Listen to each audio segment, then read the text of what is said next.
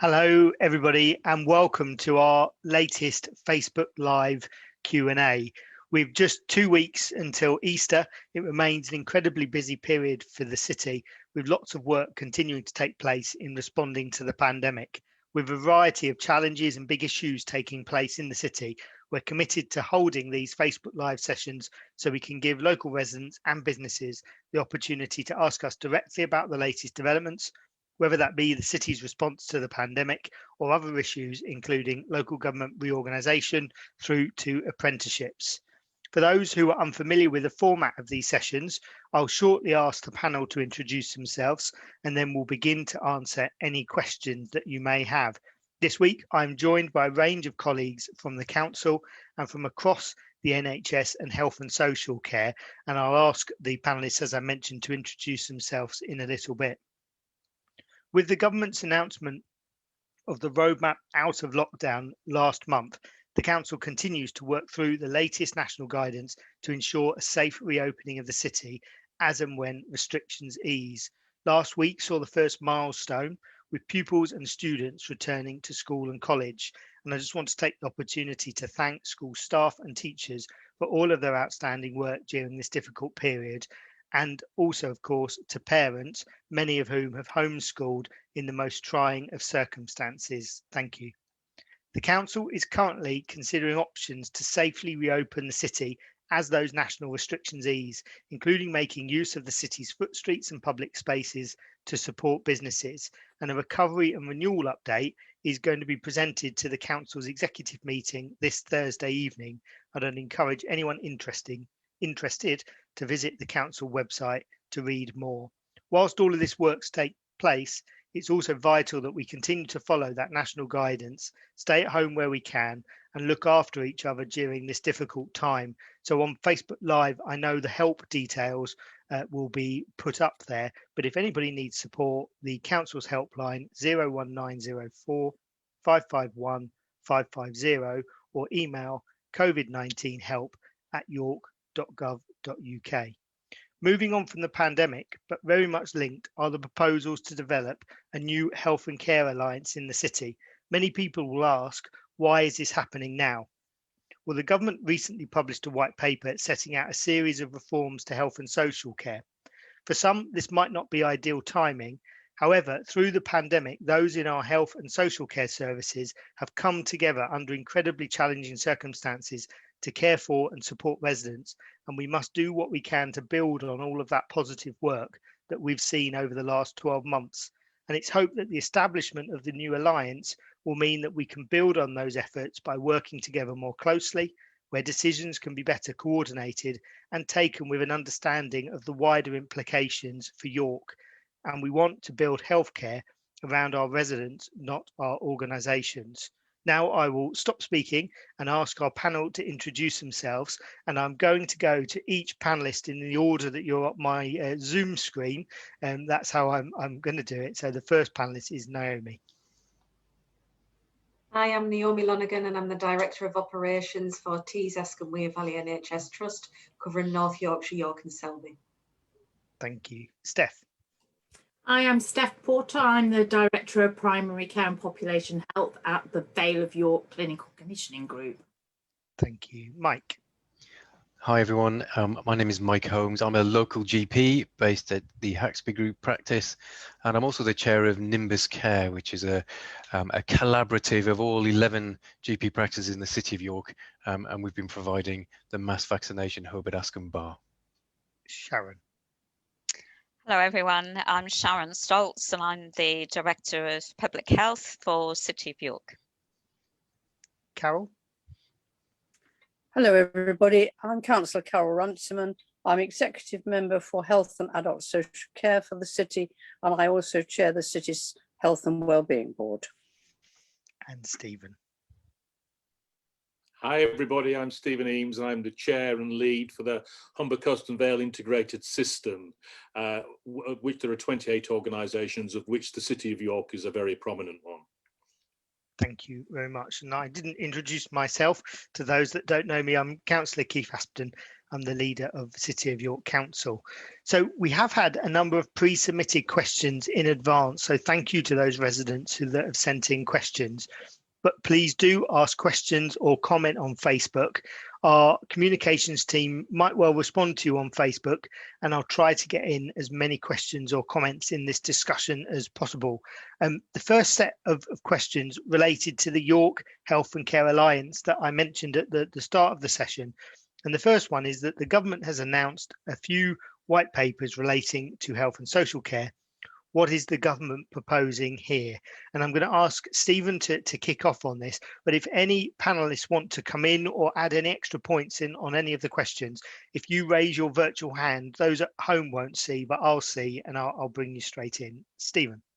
So in a nutshell, what the government is proposing is bringing health and care together, and really bringing the NHS, if possible, within those changes, closer to what we call the wider determinants of health, the things that matter in people's lives, where they live, where they work, and how do we bring the resources that the NHS has got and local government, and indeed the voluntary and third sector, to use those resources to improve people's lives and make care better. There's a lot more to it than that, but hopefully that's a relatively straightforward explanation. And you mentioned, Chair, the York Alliance. I just wanted to say, from my perspective, this is a fantastic development for the city. It's born out of a lot of joint working already between the City Council and the NHS. And I think this is going to lead to us being able to move much more quickly than we otherwise would be able to on really joining up health and care services. And as you touched on, I think this has been really helped by the pandemic. We've come closer together. I think if you look at how we've collectively worked in the city to battle the pandemic, it's, you know, it's mind-boggling, really, what's been achieved by people working closely together. So we really want to build on that, and it also helps, in particular, the NHS to place more resources locally. Thank you very much for that, Carol. I wonder if you want to mention anything about why you think or not the Health and Social Care Alliance is a good idea. Thank you, Keith. Yes, I do think it's a good idea. And the most important thing for me is the fact it's based on place. It's based on York. It's not based on some very large geographical footprint as it has been before, but it's all about what the residents of York want and need and how we can best provide it. And we'll be looking at that with our colleagues from the NHS, all the different aspects of the NHS, and making sure we use the best we can of the resources we've got to benefit the health of the local people. Thank you very much. One of the other pre-submitted questions we had acknowledged that work that's gone on. So there has been some truly outstanding work from people working in health and social care. How will this, that's the new alliance, improve things and help those workers to keep doing their good work? And I thought for this, Mike, Steph and Naomi, if I could bring you in turn, that would be great. Mike. Yeah, thanks, Keith. I think what I would start with is to say that what I've noticed during the pandemic is how workers from different sectors have come together and collaborated. And I think I'm going to use the vaccine centre as an example of that. We've got, you know, the council staff have been fabulous in ensuring we have access to the site. We've had staff from the hospital, from general practice, from health visitors and school nurses working together to deliver the vaccines. We've had people coming back from retirement. We've had support from the hospice, and it's been a real collaborative community effort. And I think that's what I hope we will see as part of the York and Care Alliance moving forward. And certainly the discussions we've had, and we've been having them over at least the last 12 months about what this is going to look like, give us a really good feeling that that level of collaboration will be there, and we'll be able to work together to meet the needs of our population. Thank you. Steph. Thanks, Mike. The white paper, but also, as Mike's indicated, the pandemic has challenged us all to work closer together. to not see an organisational badge as a barrier to how we come together and serve our population, our shared population, better. And we continue to work with our staff, engaging our staff to get their ideas about what we could do to improve our services, how we take away duplication, and how we use the best of our skilled staff base to provide just an improved level of service. So we're always challenging ourselves to do that, and this is the next iteration of that. Thank you. Naomi. Yeah, I think the learning from COVID in line with how other colleagues have described it has meant that we've stopped approaching problems as a you problem, as another organisation or another person's problem or another part of the system's problem. And I think the Alliance keeps the structure and the format for us to collectively admire what problems we have for York and the problems we want to solve together. It sounds really simplistic, and in practice in time it has been quite challenging, but I think we've shown what we can do when we break down those barriers and the speed at which we can work as well. And I think the Alliance will support us to continue that work. Thank you very much. One of the other questions that we received, which leads on to that, and I'll ask Sharon to come in first on that one, which is how will decisions be made on this? Because I think one of the key things for me as a council is that this first year it's going to be in shadow form. It won't make decisions. Our individual organisations will continue to make decisions, but we'll work together to establish it, coordinate, and then bring back reports, for example, to public meetings. But I wonder if, Sharon, you could add a little bit about how decisions will be made and how people will work together. Yes, I'm happy to do that.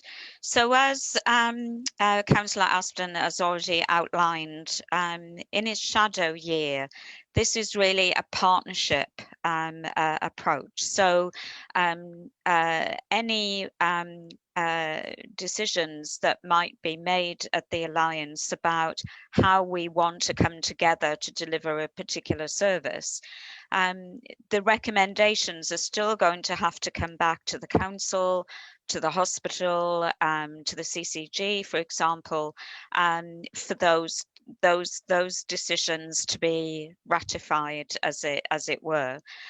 So if we think about the council, decisions about committing council resources will still go through the executive process as they do now.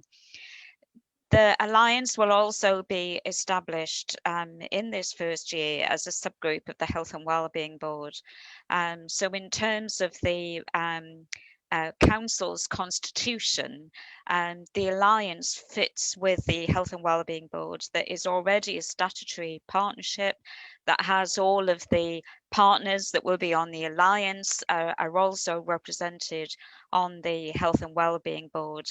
And the Health and Wellbeing Board will be the place that will have public accountability, that the public will be able to ask questions, and then the Health and Wellbeing Board reports through to health scrutiny in the council and to full council. So there'll be full public accountability and transparency through those arrangements around how the Alliance actually does its business.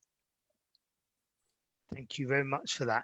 Now I'm gonna jump topics, but I will come back to the Health and Social Care Alliance later, and that's because we've had a question sent in on email whilst we've been live, which was, can you tell me what the population numbers are in York, for example, adults that will be offered the vaccine, so that the numbers make a bit more sense.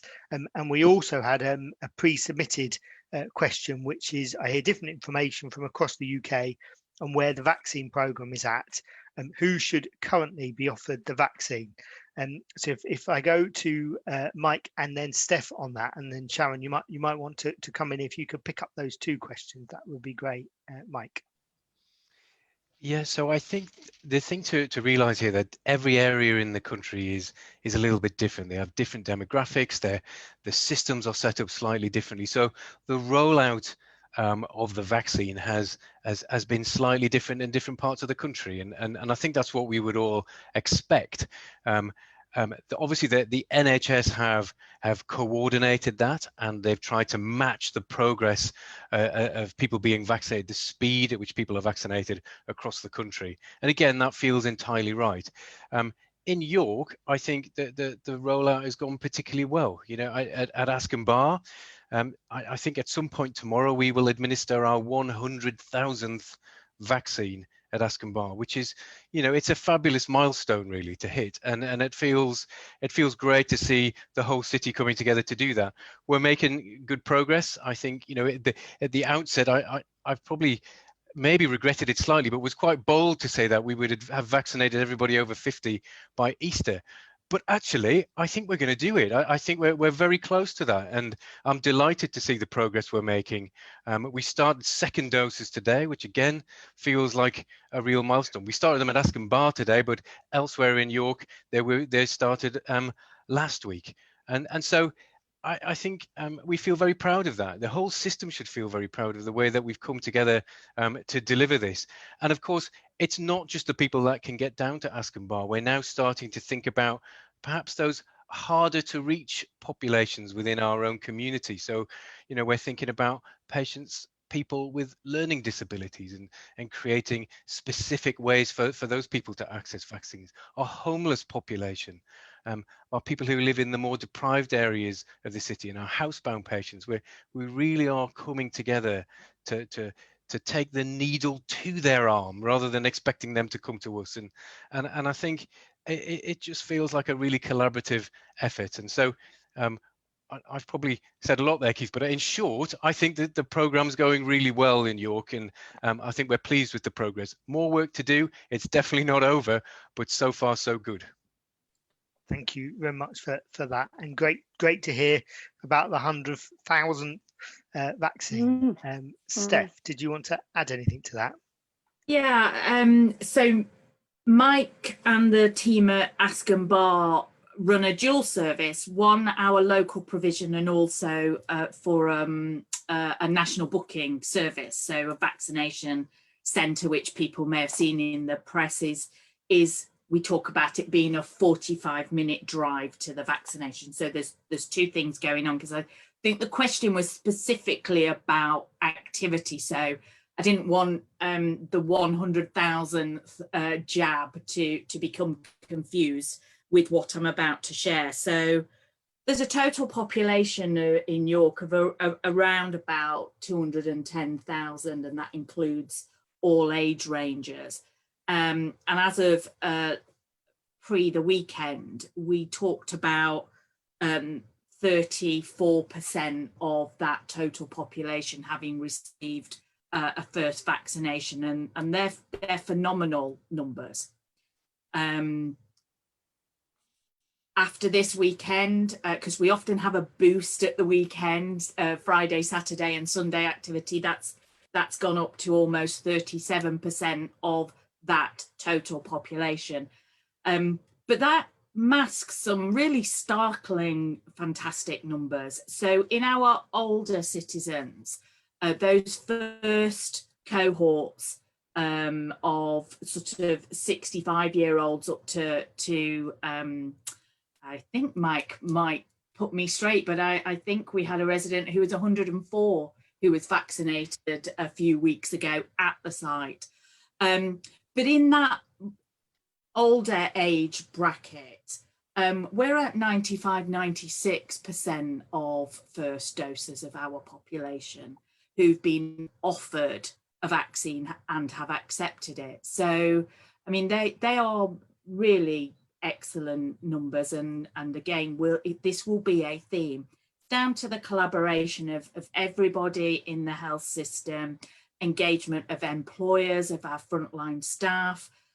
We've been running a hospital hub, so our Naomi from TEVW and Weir, they've been running a vaccination service, as have our colleagues at York Hospital as well. So So it's a real team effort to deliver those sort of numbers. And just to remind people, if for whatever reason you've chosen not to take up an offer of a vaccine at the first time you were approached, if you are eligible, you can get in contact with us at any time, and the opportunity to be vaccinated remains open to you. So we call it an evergreen offer. So if you change your mind for whatever reason, you can contact us and we'll facilitate that request. Thank you very much.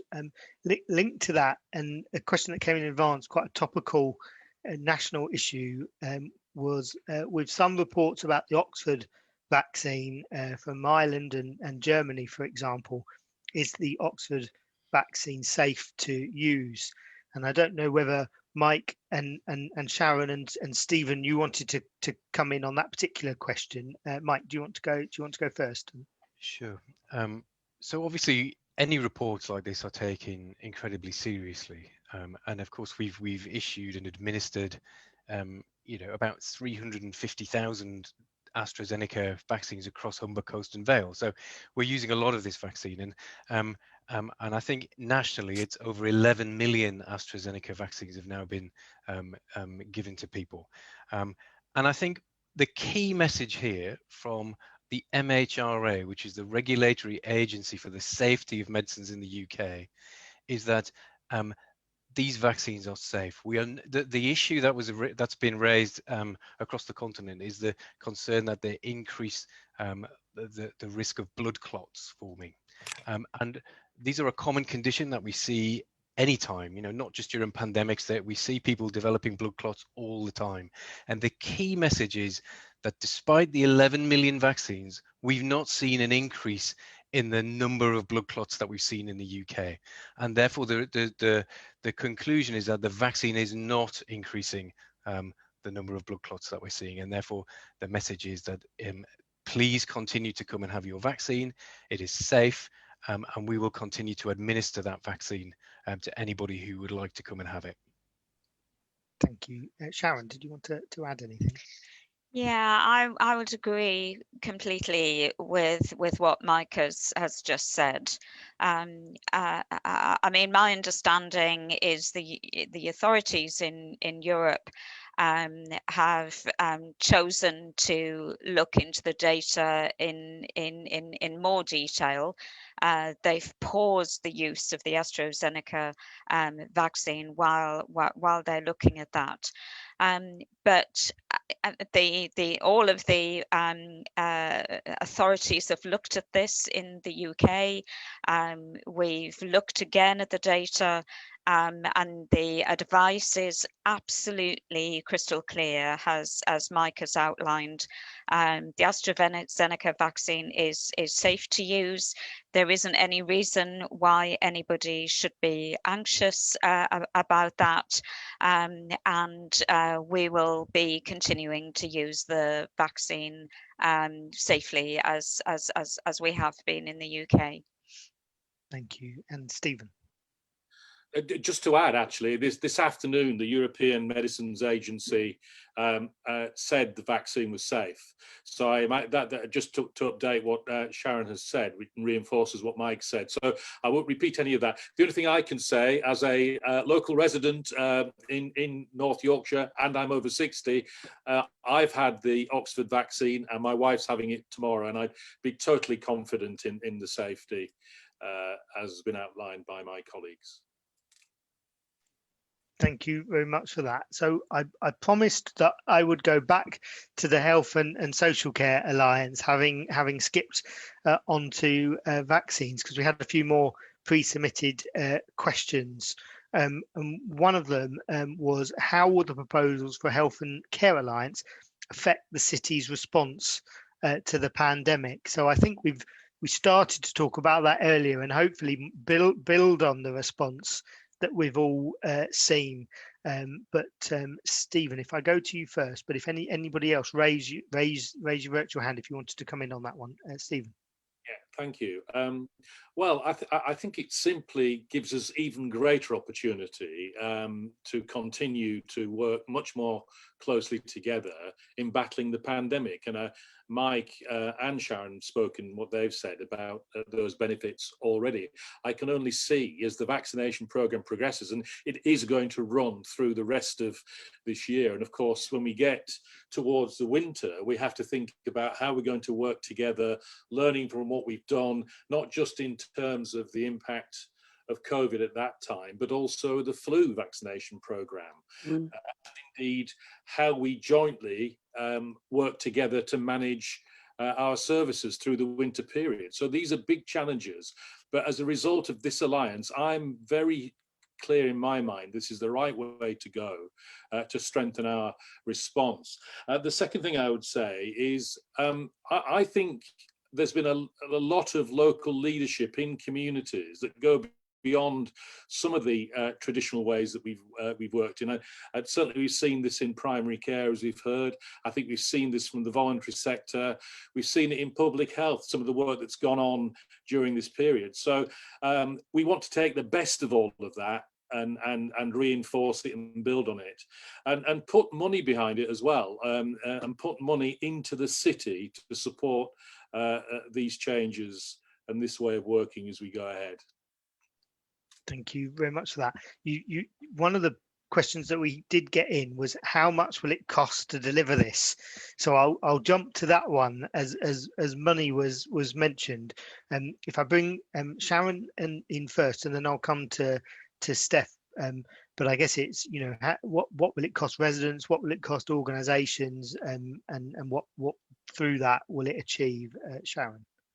So it won't cost us anything extra at all. And in fact, we believe that it will allow us to make the maximum use of the resources that we do have. And by bringing all of the organisations together, we'll be able to have a shared focus on the outcomes that we want to achieve for our residents.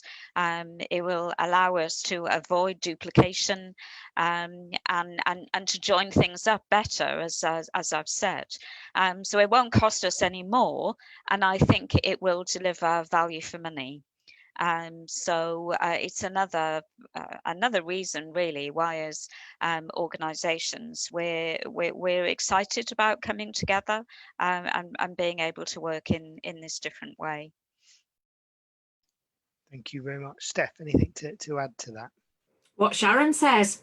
You know, we've done some amazing things by putting our organisational badges at the door during the pandemic, and it's not that people weren't doing that before, but it's really given grassroots staff a boost about what you can do when you think differently about delivering services. So yeah, I do think it's an exciting time to see change happening across those organisational structures.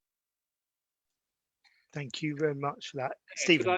Could I just add, I agree with all that's been said just there, but the other thing to add is that from an NHS point of view, this is moving a big national bureaucracy at one level much closer to place. And as a result of that, some of the resources that are currently sitting in national arrangements, national bodies, are going to translate into the local settings. So I think it isn't going to cost anything more, but I think there are going to be more resources available over time to invest locally.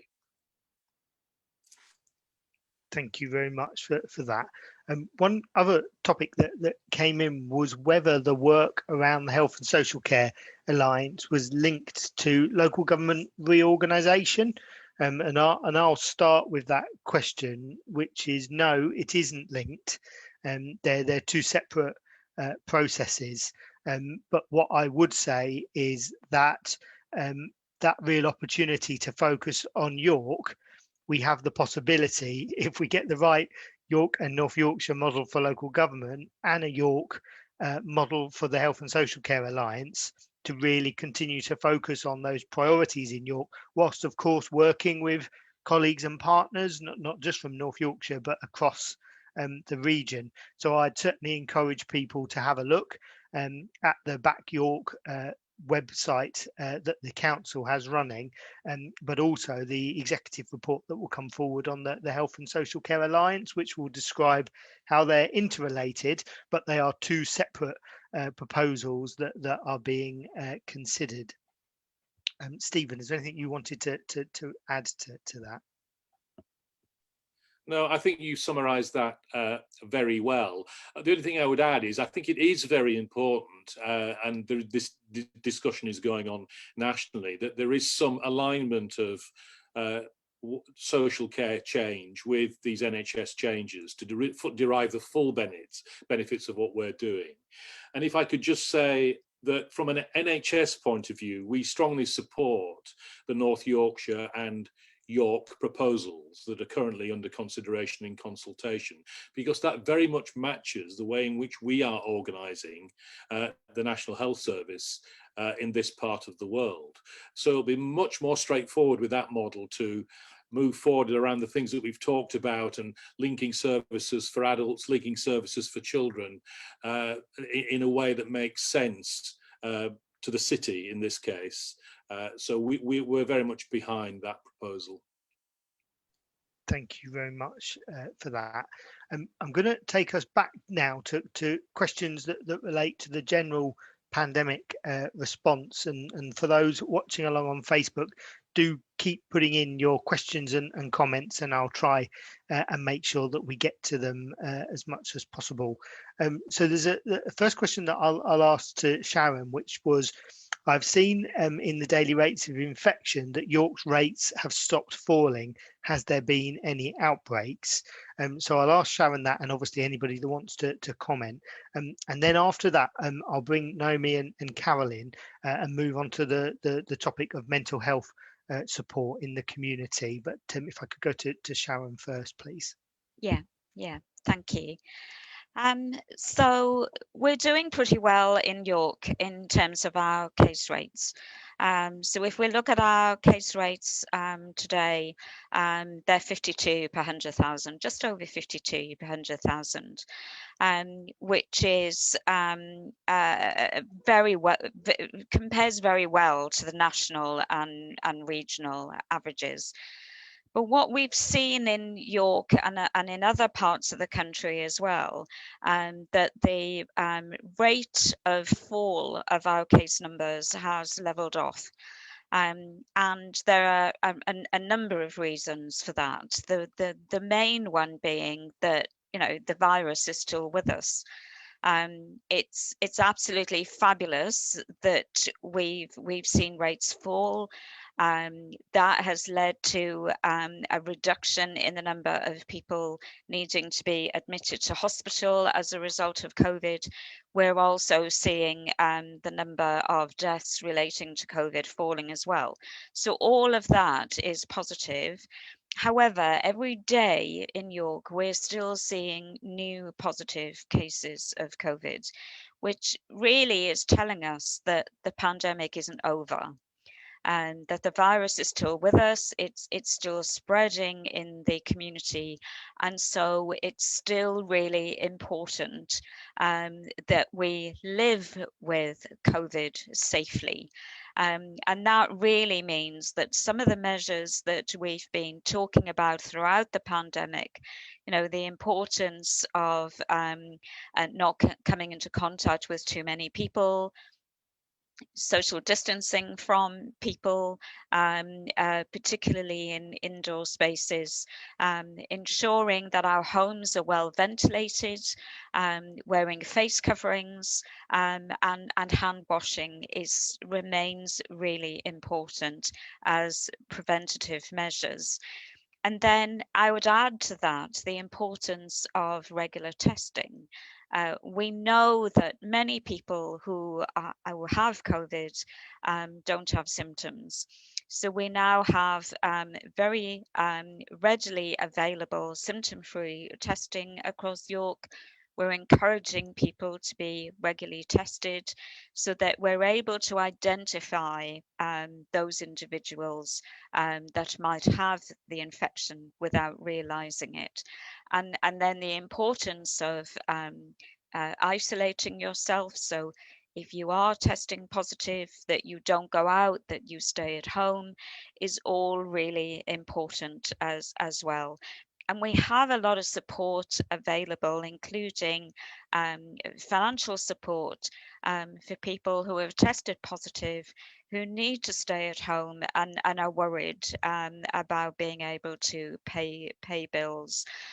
So again, we can put into the Facebook the contact telephone number and address, which we mentioned earlier, that if you do need to self-isolate, a legal requirement to self-isolate, and you need help, please do ask us for that. And all of those measures alongside the vaccination programme, as we've been talking about, are really important to keep our numbers low and allow the recovery of the city to go ahead as we're planning. Thank you very much for that. Before I go on to the question that I mentioned about the mental health crisis, I'm keen to bring one in from Facebook, which related to the Health and Care Alliance, which was that an EHCP was supposed to do this for young people, for young disabled people, but that doesn't work on a small scale. How will this work? If I could go to Stephen first, but if anybody wants to come in on the scale and how it will work, that would be great. Stephen. Yeah, well, I would hope the Alliance will address the question that's been placed there on Facebook. And I get the point about scale, but one of the advantages, I think, of bringing all the different organisations together, you can move much more towards scale than independently. So that's the first point I'd make. Secondly, I think we do have, certainly I know within the City Council, certainly in the NHS, we place a high priority on the disabled community and support the disabled community.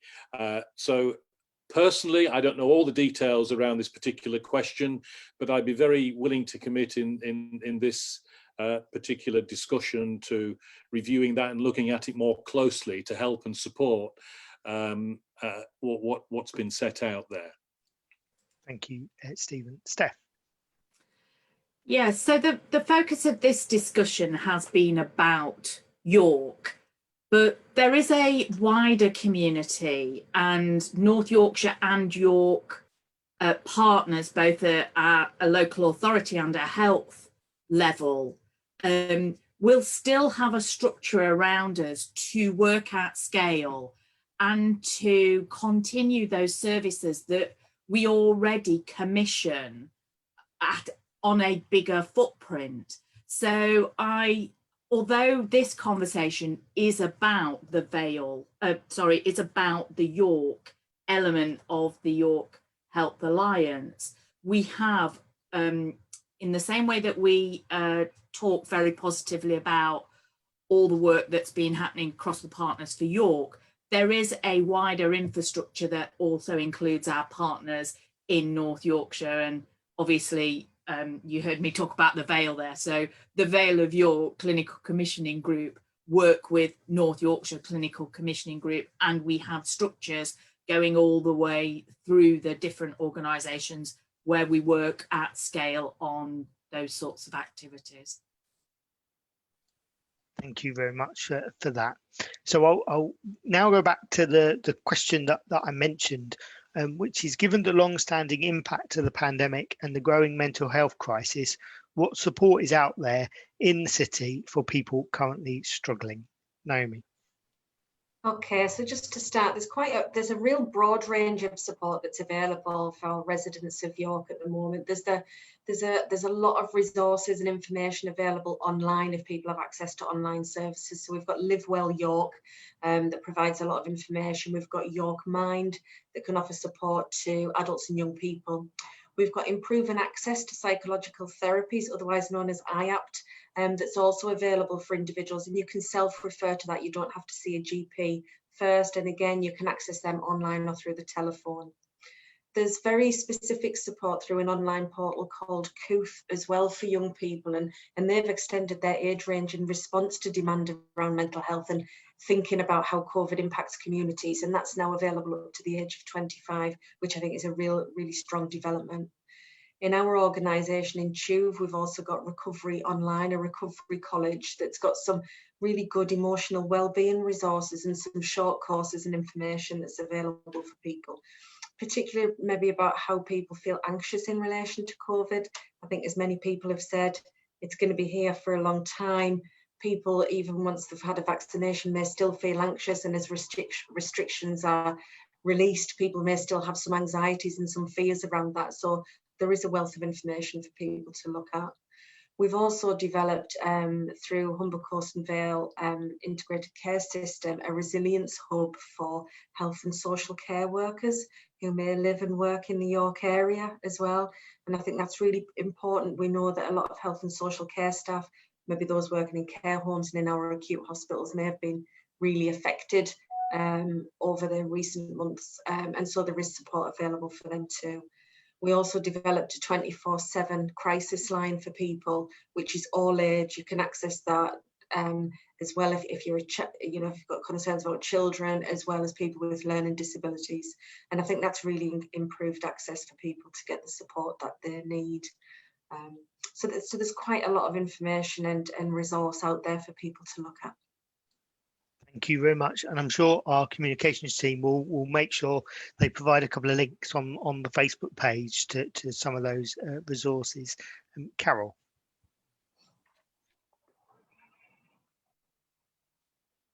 Oh, mute. First time I've had to say it. At least we all know it's live. Sorry. I think what sits underneath all the things that Naomi has mentioned is to look after your own mental health as best you can. And that involves things like just going out. Spring is on the way. I went walking the other day and saw the catkins and the daffodils near the river near me. And that makes a big difference, getting out in the fresh air and hopefully the sunshine. Just getting away from your four walls will help. If you need somebody to talk to, you can ring our helpline 551 550, and they will give you a volunteer who will just talk to you at regular intervals, and that may help, because one of the things about mental health is that people tend to hide it, but actually we always say talk about it. Just be brave, think what you might say when people say how are you, and if you're really not feeling so good, tell people and just share it with them as best you can. And if you've got family around, give them a ring, give them a Zoom call. I think we're Zoom called out in this house. We've got such a big family. But just make sure you talk to somebody. And the last thing I would say is to eat and have plenty of things like fresh water to drink. Because sometimes if you're very low, you think, I really can't eat anything. I really can't be bothered. But you should eat what you can. Fresh fruit and veg obviously are a great help. So look after yourself as best as you can and shout when you need help, as well as all the suggestions that Naomi has made. Thank you very much for that. I've just seen on Facebook a question come in from the York Fighting Coronavirus Together group, which is that lots of people have found the daily council case rate numbers helpful, and the numbers are around 50 per 100,000 per week at the moment. Should people expect that number to rise in the next month or two, or what should people expect to happen as we reopen? I think that's reopen the city rather than reopen the case rates that I've been given. Sharon, could I go to you first? Yeah. I mean, obviously there is a risk that as we lift restrictions and as people start to pick up more of their normal lives again, that we'll see case rates start to rise. We've seen a little uptick in cases with schools returning, for example, but that now seems to have levelled again. And this is what I would expect to see. And the government have planned for this with their timescale for the roadmap for lifting restrictions. That as non-essential retail open, as hospitality starts to open, people are moving about more, they're meeting more people, we would expect to see infection rates start to rise. However, all of the plans we've got in place to manage the outbreak will allow us to identify where we're seeing an increase in cases quickly, and then we've got plans in place to be able to respond to that. So what I would expect to see over the next weeks and months is that our case numbers might be a bit bumpy. So they might go up one day and they may stay higher for a couple of days, and then they may start to fall again. Provided they stay within certain parameters, I won't be too worried about that. But I think it's important also to understand that case rates are only one part of the story. It's really about what impact that is having, how sick are people getting. Because as more people are vaccinated, you know, we very much believe that even if they do get COVID, if they've been vaccinated, they'll only get a very mild version of the disease, and then they won't need hospital admission. So case rates on its own, on their own, are one indicator, but we also look at how well the vaccination program is going, what's happening with hospital admissions, how sick people are getting, and also whether it's single cases that we're getting or whether we're having large outbreaks. So we'll be looking at all of that information and be sharing that with residents, so that people are able to make informed choices as lockdown restrictions lift about what they themselves can do to keep themselves safe. Thank you very much for that. I'm going to go on to a couple of questions now about recovery and looking forward, and very much with an eye on that light at the end of the tunnel that the success that the vaccination program gives us. A quick question that came in at the very start on Facebook was, can I ask whose decision it was to change the signs in York city centre?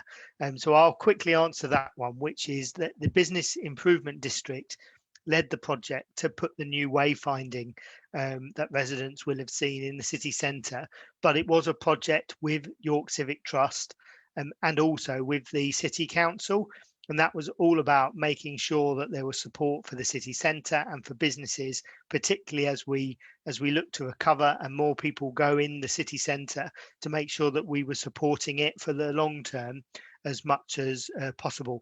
But the work and consultation and designs, I know the Business Improvement District put a lot of work in to making sure, for example, the colour scheme was sympathetic to surrounding buildings and the walls, which was why we involved York Civic Trust in taking that particular scheme forward.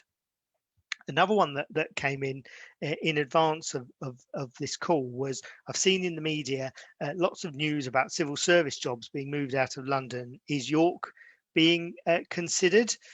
So really pleased to say that yes is the answer. And only yesterday, the Permanent Secretary at the Cabinet Office confirmed that York would be the base for some Cabinet Office staff, and they would be new staff here, so that's great.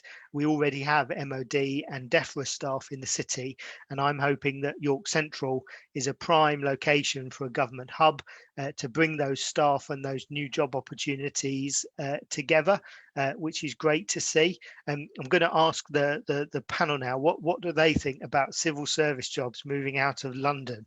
So who wants? Stephen, I'll go to you, but anybody else want to give their views on that one? It will turn more into a question time. Stephen.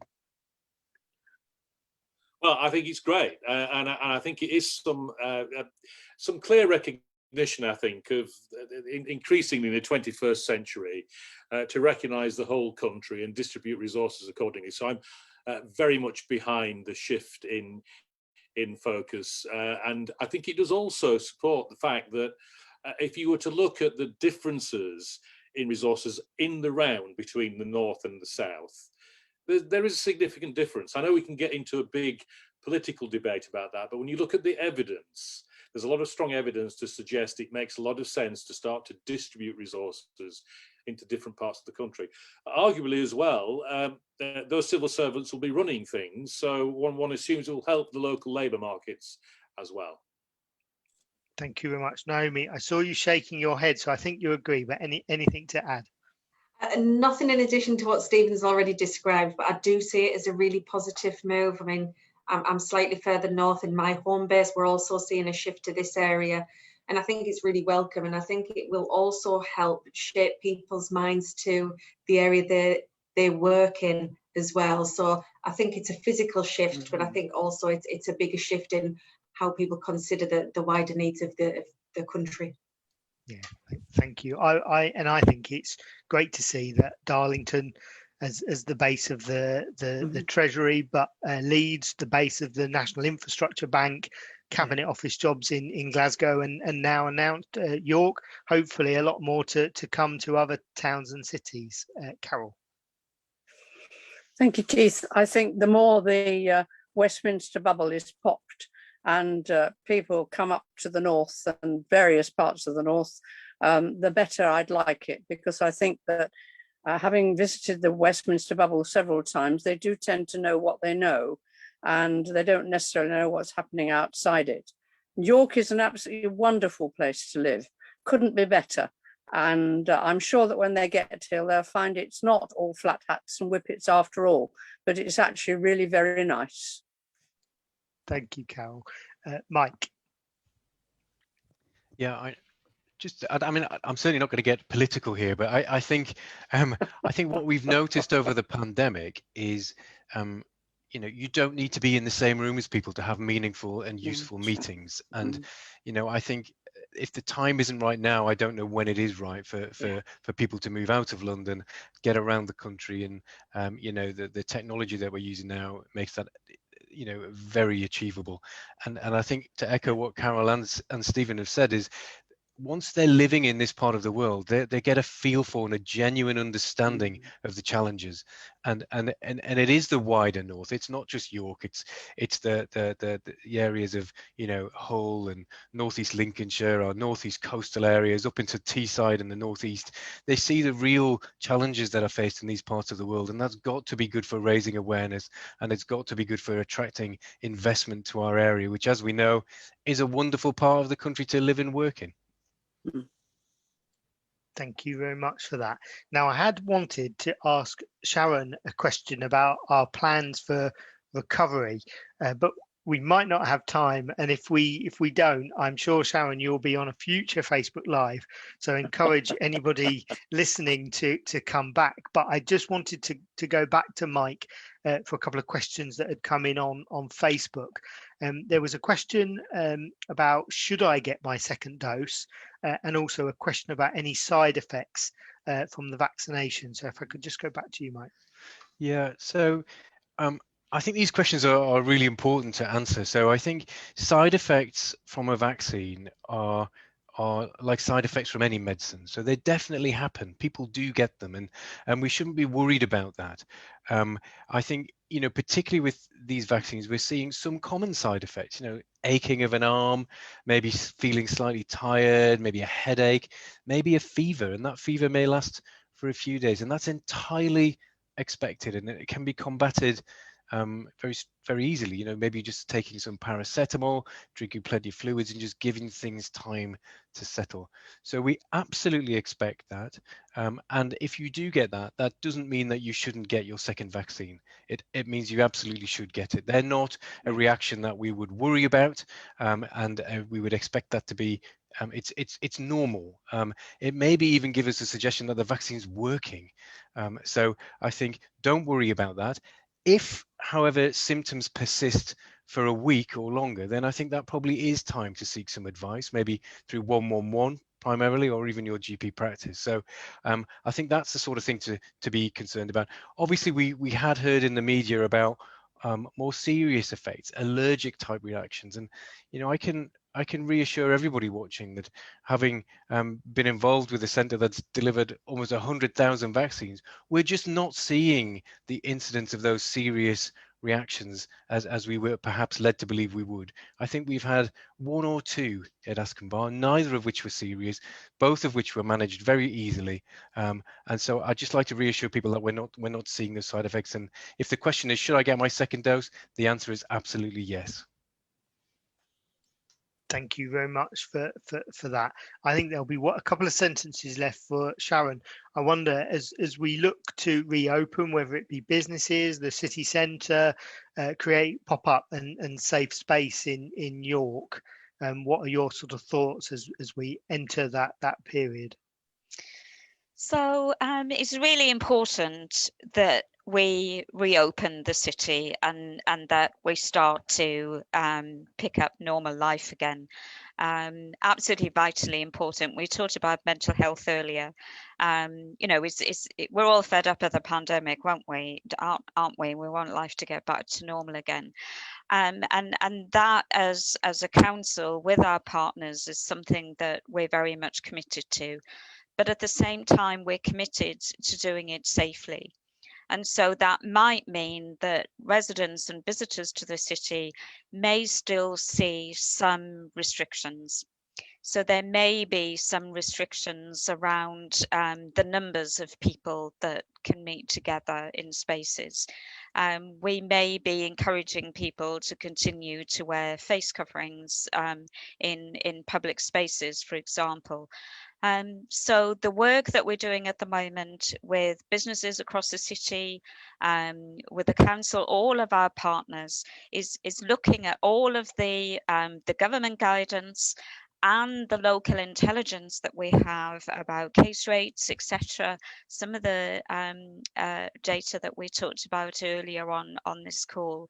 And so I can reassure anybody listening that we will be doing everything that we can to open the city safely, but we will also be communicating clearly to everybody what their own responsibilities are in relation to that. We're all in this together. So we all need to take steps to look after ourselves and look after each other. So those are very much the next steps that we're working through now. Thank you very much for that. I'm now going to start drawing this evening's session to a close, but I'd just like to say thank you to everybody who's asked a question, watched on Facebook. It's incredibly important for us all to hear your views, and please do keep an eye out for future Facebook Live Q&As on other subjects over the coming weeks and months. I'd also like to say a big thank you to all of our panelists this evening for once again giving their time and insight, particularly to hear that update on the vaccination programme and our work towards a Health and Social Care Alliance. Before we go, just to flag, if residents or businesses do have views and comments on some of the issues that we've discussed this evening, please do share them as part of our big conversation, as this helps develop the council's approach to some of those big issues, including how to reopen that we face.